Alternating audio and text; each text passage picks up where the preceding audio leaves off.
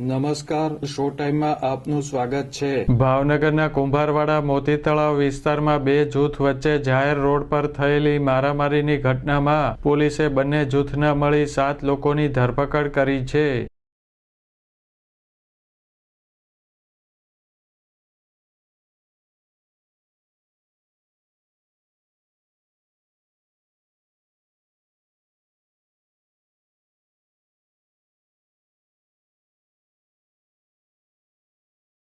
મોતી તળાવ વિસ્તારમાં બે જૂથ વચ્ચે લાકડી સહિતના હથિયારો વડે મારામારી થઈ હતી। મારામારીની આ ઘટનાનો વીડિયો પણ વાયરલ થયો હતો।